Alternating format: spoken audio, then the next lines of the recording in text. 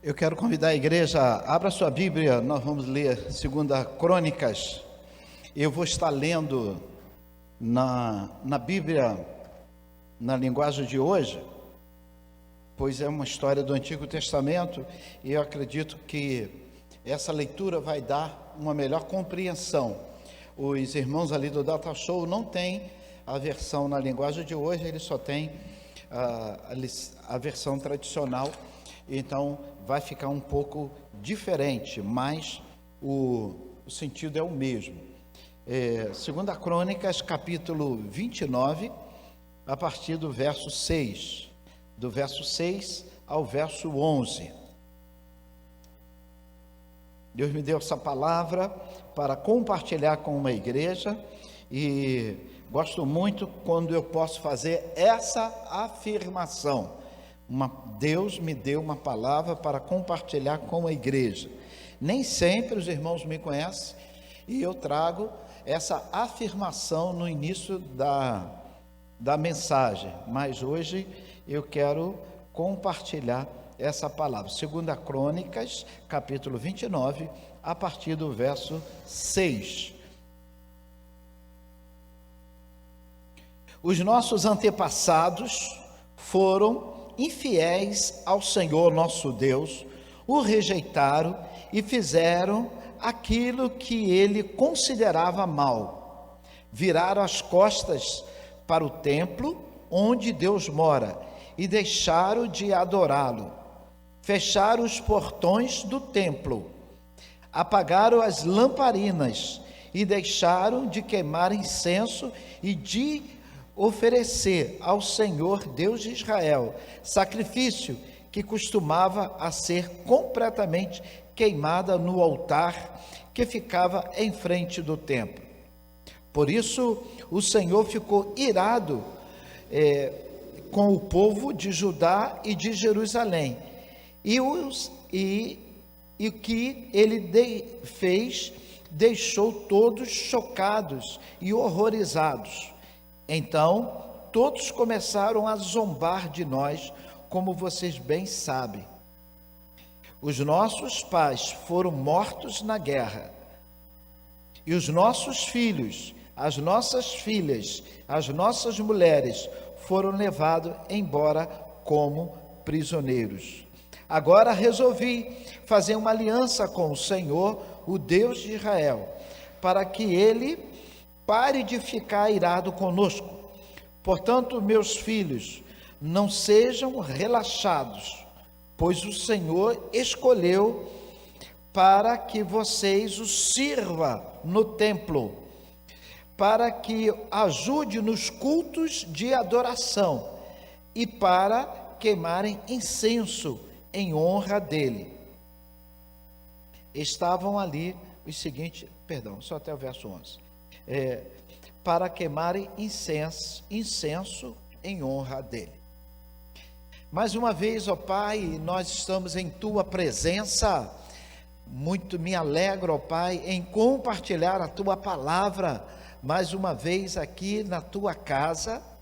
Alguns anos atrás, éramos impedidos de estarmos aqui e chorávamos, porque não podíamos estar aqui. Agora, ó Pai, nós tomamos as vacinas, cumprimos os protocolos sanitários, e Tu ouvistes o clamor do Teu povo, e a cura chegou. Ninguém mais está morrendo devido à doença, a pandemia foi controlada, e nós queremos Te louvar por isso, queremos Te exaltar. Pedimos, ó Deus, que não venhamos dar, Senhor Deus, como a Tua palavra diz, a nossa liberdade que nós temos, ocasião à carne, para que não usemos esse momento para a adoração do Teu nome de maneira coletiva. Abençoa o Teu povo que está participando através da internet, que eles sejam alcançados pela Tua palavra, e que a mesma atmosfera de adoração que está em nossos corações alcance o coração do Teu povo, em nome de Jesus, amém. 2 Crônicas, capítulo 29, a partir do verso 6. É uma história muito interessante, é uma história em que o rei começa a tomar algumas atitudes no momento de crise, atitude no momento das lutas. Então eu quero intitular essa mensagem como uma atitude no momento da crise. Repita comigo: uma atitude no momento da crise. E nesta noite eu quero falar sobre as atitudes que o rei Ezequias tomou no momento de uma grande crise.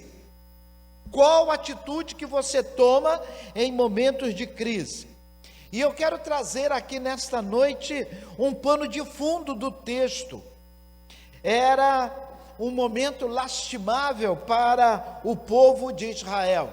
O povo de Israel estava sendo escarnecido, o povo de Israel estava sendo zombado, o povo de Deus, o povo que havia sido eleito, o povo que o Senhor escolheu, estava vivendo uma completa humilhação. O povo estava sendo humilhado.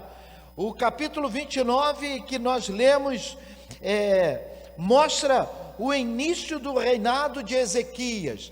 Diz assim o verso 1 do capítulo 29. Ezequias tinha 25 anos de idade quando se tornou rei de Judá.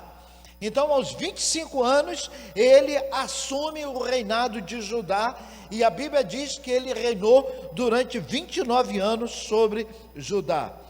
Ezequias estava substituindo seu pai, o rei Acais. E a Bíblia diz que o reinado do rei Acais, conforme o capítulo 28, do verso do 22 ao 28, capítulo 28, do versículo 22 ao 27, fala que o reinado de Acais foi um reinado trágico. Este homem cometeu loucuras, deixando uma conta para o seu filho pagar. Então, capítulo 28, verso 22, diz assim: quando as dificuldades aumentaram, o rei Acais cometeu pecados piores contra Deus. Então, à medida que a dificuldade ia aumentando, a Bíblia diz que esse homem, ele transgrediu mais a lei do Senhor, ele ia cada vez mais caminhando num atoleiro. Às vezes você está em uma dificuldade e ao invés de você buscar solução, você vai para o atoleiro. Pessoas que têm uma dívida, correm para a agiota. Pessoas que têm dificuldade financeira, correm para buscar dinheiro, pagando juros exorbitantes. Então, ou seja, a Bíblia diz que o rei, ele, no momento da crise, no momento da dificuldade, esse homem, ele caminhou para o precipício. Isso que a Bíblia diz. Ofereceu sacrifícios aos deuses da Síria. Esses mesmos deuses foram a causa da sua derrota. A Bíblia diz que ele ofereceu sacrifício aos deuses da Síria, e esses deuses foram a causa das suas derrotas. Os deuses da Síria ajudaram os reis da Síria, dos reis sírios. Portanto, vou lhe oferecer sacrifício, e eles me ajudarão também. Era essa a mentalidade do rei Acais, pai do rei Ezequias. Mas eles trouxeram desgraça para todo Judá, para todo Israel. Verso 24: Acais pegou os objetos do templo e os quebrou em pedaço. Acais fechou os portões do pátio do templo e mandou construir altares em todas as esquinas de Jerusalém. Mandou construir em todas as cidades de Judá, em lugares lugares de paganismo, de adoração, onde se queimava incenso a deuses estranhos. Assim ele fez com que o Senhor, Deus dos seus antepassados, ficassem irados. Verso 27. Todas as outras coisas que o rei Acaz fez, desde o começo até o fim do seu reinado, foram escritas no livro da história. Morreu e foi sepultado em Jerusalém, mas não nos túmulos do rei.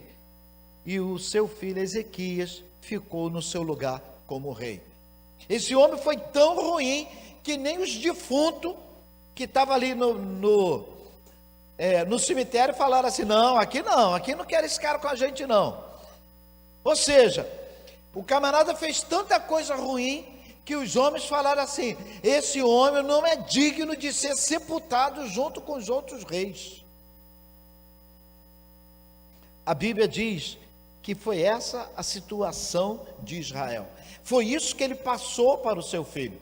Imagina agora o seu filho assumindo, aos 25 anos, jovem ainda, assume o reinado, encontra esse caos, encontra o povo sitiado, encontra o povo amedrontado, encontra uma situação de zombaria e situação de dificuldade. E ao assumir o governo, o rei Ezequias faz uma leitura da situação. E ele enfrenta, irmãos, é muito importante você olhar a situação, fazer uma leitura dessa situação e não maquiar. A situação é essa, enfrentar de frente. Ele estava, o povo de Israel estava sofrendo humilhação, sofrendo zombaria, estava em desgraça. E ele toma uma atitude, várias atitudes. E eu quero salientar no verso 10, depois estaremos voltando, do capítulo 29, a atitude que ele fez. A Bíblia diz: agora resolvi fazer uma aliança com o Senhor Deus de Israel. Repita comigo: agora resolvi fazer uma aliança com Deus. Então ele está dizendo assim: meu pai quebrou a aliança, mas eu quero reconstruir a aliança, eu quero novamente fazer uma aliança com Deus. Irmãos, não tem nada mais forte do que você chamar Deus para a sua vida, para os seus negócios, para a sua família. Fazer uma aliança dizendo: Senhor, eu quero andar aliançado contigo, eu quero andar aqui na minha casa de braços dados contigo. Senhor, eu quero ir para o hospital de braços dados contigo. Eu quero andar de braços dados contigo. Ele toma uma atitude, ele faz uma aliança conforme o verso 10.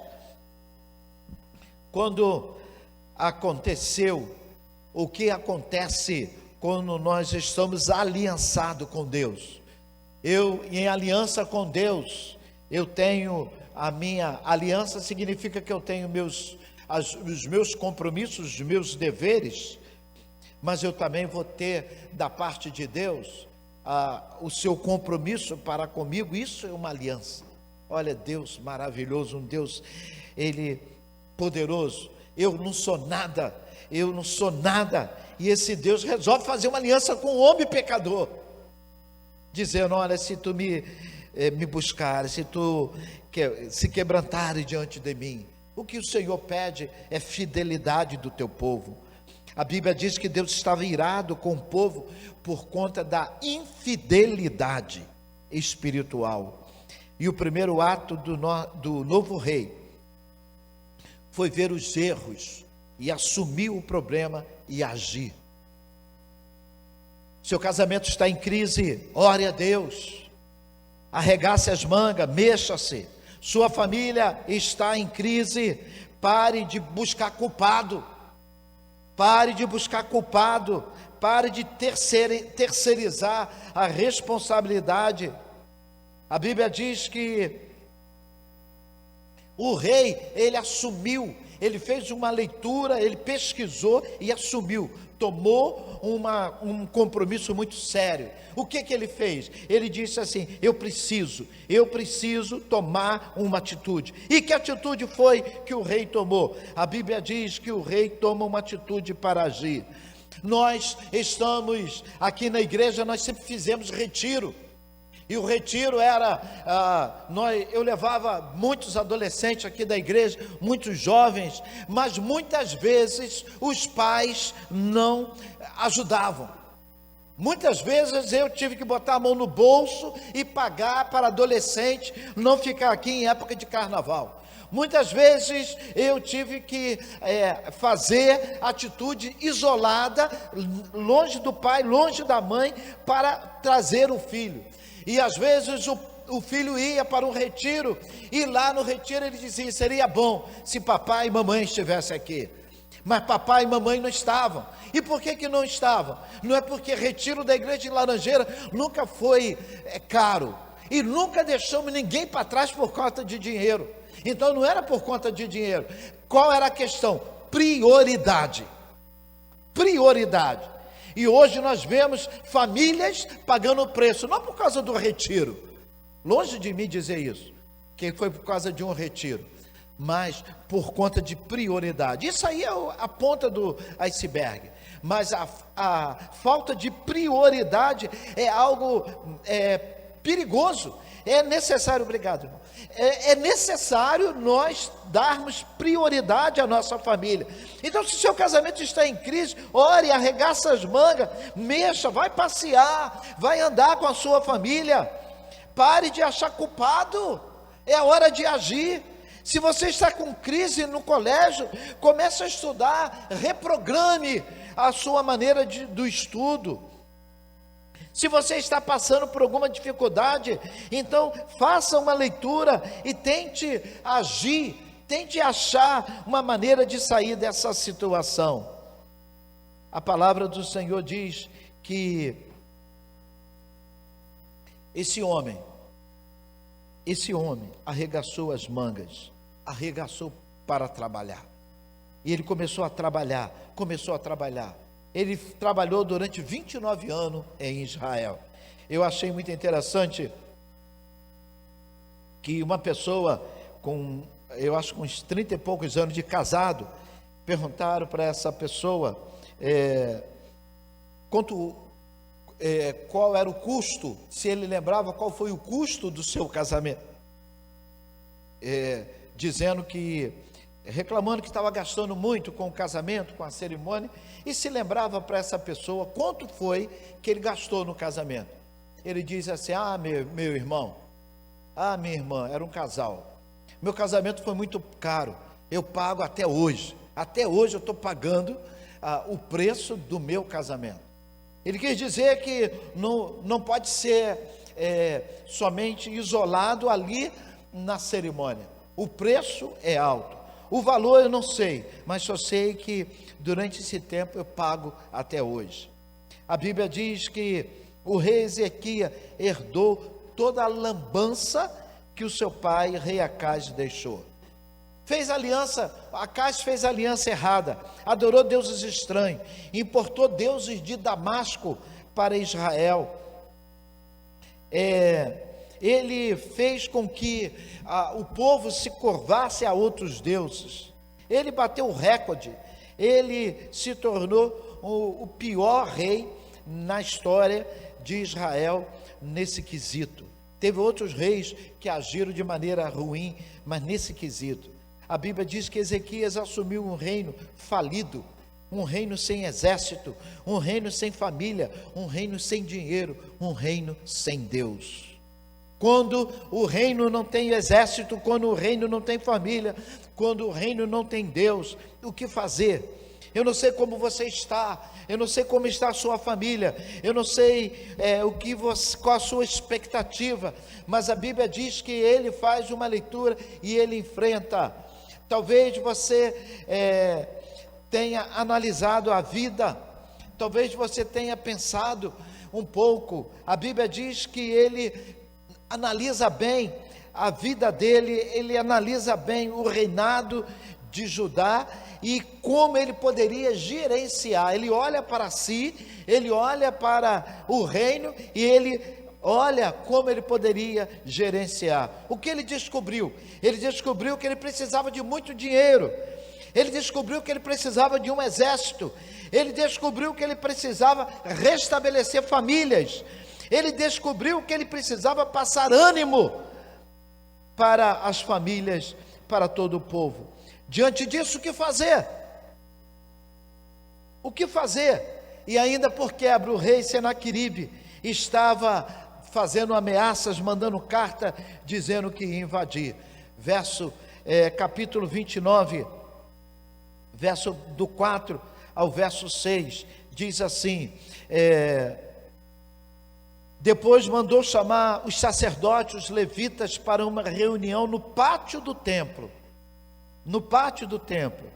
Ele disse: levitas, escute o que vou dizer. Quem estava falando isso é o rei, de 25 anos. Purifique-se vocês mesmos, purifique-se também o templo do Senhor, o nosso Deus, o Deus do nosso antepassado. Tire do templo tudo que é impuro. Os nossos antepassados foram infiéis ao nosso Deus, rejeitaram e fizeram aquilo que ele considerava mal. Eles viraram as costas para onde Deus mora e deixaram de adorar. Eles fecharam os portões do templo, eles apagaram as lâmpadas, eles deixaram de queimar incenso, eles deixaram de fazer sacrifício que costumava ser completamente queimado no altar. Por isso, verso 8, o Senhor ficou irado. Então ele fez atitude. Qual a primeira atitude? Limpeza. Repita comigo: limpeza. Limpeza. Ele fez uma limpeza. Uma limpeza. Quer mudar a sua vida, quer dar uma guinada, faça uma limpeza. Reveja as amizades. Limpe as suas amizades. Reveja as suas prioridades, reveja, calcule a sua fé, as suas alianças, faça uma limpeza de dentro para fora, faça uma limpeza de dentro para fora. A crise financeira chegou, destrua os cartões de crédito, corte o lazer, corte TV a cabo, corte internet, faça algo. Então, ou seja, faça uma limpeza de dentro para fora. Faça algo, envolva a sua família. O rei chamou os sacerdotes, os levitas, os anciões. Ele disse: vamos tomar uma atitude, vamos fazer limpeza. 3 meses sem refrigerante, 3 meses sem comer gordura, 3 meses sem açúcar. Então o nosso corpo vai agradecer. Vamos fazer uma limpeza no corpo, vamos fazer uma limpeza no templo, vamos fazer uma limpeza na família, vamos fazer uma limpeza. Limpe. Leitura bíblica, oração, adoração dentro de casa. Ele estava proporcionando um avivamento em Israel. Quer haver um avivamento na sua casa? Tire o que atrapalhe. Tire o que atrapalhe. Observe que o rei fez tudo isso no primeiro mês. O texto diz assim: Ezequias, verso 1, tinha 25 anos de idade quando se tornou rei. Ele governou durante 29 anos. Verso 3, no primeiro mês do seu reinado, ele abriu os portões. Isso tudo acontece no primeiro mês do seu reinado. Então, se eu tenho que mudar, é agora.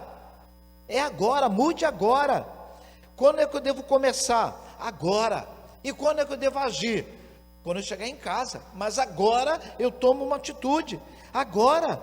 E quando eu sair daqui eu vou agir. Às vezes nós falamos assim: vou fazer isso amanhã, vou começar a estudar amanhã, vou visitar amanhã, vou lá amanhã, vou arrumar o guarda-roupa amanhã, vou começar a fazer um curso amanhã, e essa manhã nunca chega. É agora, é agora. A Bíblia diz que Ezequias, ele precisava de dinheiro, ele precisava restaurar a família, ganhar o respeito, ganhar credibilidade, muitas coisas. Sabe o que ele fez? Sabe o que ele fez? Ele fez o que nós precisamos fazer. Ele chamou Deus. Chamou Deus. Capítulo 29, verso 10, diz assim: agora resolvi fazer uma aliança com Deus. Uma aliança com Deus. Foi o segredo da vitória. Por quê? Quando Deus entra na nossa vida, o resto vem com Ele. Quando Deus entra, tudo vem. Jesus disse em Mateus capítulo 6, verso 33, busque meu reino e a minha justiça, e as outras coisas serão acrescentadas. O rei fez exatamente isso, buscou Deus, e se busca Deus, vem exército, se busca Deus, vem recurso, se busca Deus, vem tudo que a família precisa, vem tudo que você precisa, vem tudo que a igreja precisa. Mas busque Deus. Você tem demandas, você tem necessidade, você tem muitas necessidades, então busque Deus, leve Deus, faça uma limpeza, coloque Deus em primeiro lugar, reveja os seus valores, e o resto vem com Ele. Quem precisa de dinheiro, a Bíblia diz, Ageu capítulo 2, verso 8, ele diz assim: eu sou o dono, meu é o ouro, minha é a prata, diz o Senhor dos Exércitos. Então, se você precisa de dinheiro, leve Deus, o dono do ouro e da prata. Fique do lado daquele que é dono do ouro e da prata. Se você precisa de proteção, fique do lado daquele que diz ali, Ageu 2:9, o rei dos exércitos. Diz o rei, o Senhor dos exércitos. Precisa de proteção, o Senhor dos exércitos. Precisa de proteção, fique com Deus, porque você vai poder falar o que o salmista falou: 1000 cairão a meu lado, 10.000 à minha esquerda, mas eu só vou ver e não sereis atingido. Se você precisa de cura, Tiago capítulo 5, olha que ele diz, Tiago 5,14, se precisa de cura, ele salva o doente. Se precisa de cura, ele cura o doente. Se precisa de cura, ele levanta o doente. Tiago 5,14. Leve Deus para a sua vida, e as demais coisas serão acrescentadas. Eu quero encerrar lendo o versículo 1 do capítulo 32. Depois de tudo isso, repita comigo, tudo isso, tudo, olha o que esse homem fez. Esse homem promoveu um avivamento. Então, não teria mais problema, não teria mais dificuldade. Aí, capítulo 32, o autor de 2 Crônicas, na minha Bíblia, diz assim, 2 Crônicas 32, depois de tudo isso, e das provas de fidelidade do rei Ezequias, Senaqueribe, rei da Síria, invadiu o seu país. Depois de tudo isso, e diz a minha Bíblia, da prova de fidelidade. Aí eu vou lá para Asaf, que diz assim, o que adiantou? O que adiantou servir o Senhor? O que adiantou buscar o Senhor? O que adiantou? Depois de tudo isso, diz a minha palavra, diz a minha Bíblia, ali na versão do pastor Felipe Machado, tem Ferreira de Almeida, tem versão Felipe Machado. Depois dessas coisas, dessas verdades, veio Senaqueribe, rei da Síria, entrou em Judá e acampou contra as cidades fortificadas. Porém, ali na versão do pastor Felipe, tem assim, vírgula, e intentou, planejou apoderar-se dela.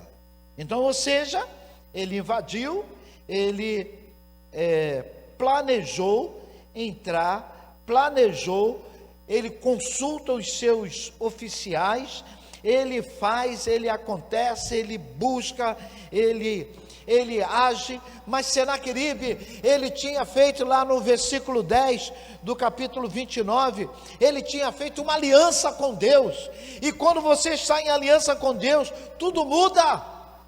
Em aliança com Deus, irmãos, a situação, o exército de Senaqueribe foi algo muito grande. Ele veio com um exército enorme. A Bíblia diz que para esse exército enorme, incontável, sabe o que Deus manda? Ele não mandou arcanjo, ele não mandou nenhum arcanjo, ele não mandou milícias de anjos, ele não mandou serafins, que sabe o que ele faz? Ele mandou um anjo. Um anjo. Um anjo. A Bíblia diz que o Senhor manda um anjo, capítulo 32, verso 21, diz assim, verso 21, eu imagino Deus falando lá no céu, dizendo assim, ó, chegou aqui uma oração do Isaías, profeta, e do rei, você, o anjo de plantão, vai você, mas sozinho, um anjo só é suficiente. Então Deus enviou um anjo, que matou todos os soldados, e todos os oficiais do exército de Assírio. O rei Senaqueribe voltou envergonhado para o seu país. Certo dia, estava adorando no seu templo, no templo do seu Deus. Alguns dos seus filhos o mataram à espada. Um anjo foi suficiente. Eu quero dizer nessa noite para você, não importa o seu problema, não importa a sua crise, não importa a luta que você está passando, esteja em aliança com Deus, busque o Senhor. Jesus disse, ele veio a este mundo, ele morreu, para que, na oração sacerdotal, em João capítulo 27, ele diz, Pai, para que eles sejam um contigo assim como eu sou, para que eles sejam um, para que eles possam também ter aliança contigo, ó Pai, através do meu sangue. Um anjo suficiente para matar. Esse texto, irmãos, tem muitas lições. No capítulo 30, o rei, ele, diante da derrota, ele manda o povo comemorar a Páscoa. Eu fiquei pensando, para que comemorar a Páscoa na derrota? Porque a Páscoa era uma relembrança dos momentos da vitória do povo de Israel. Então, o que o rei estava fazendo? Traga à sua mente lembranças da vitória de Deus. Traga à sua mente o que Deus já fez no passado e o que Ele pode fazer no futuro. Traga à sua mente, quando no auge da crise, lembra do socorro que Deus te deu. Deus já me socorreu e Ele vai continuar me socorrendo, porque Ele é o mesmo ontem, hoje e será eternamente. Que o Senhor complete essa palavra em nossos corações. Amém e glória a Deus.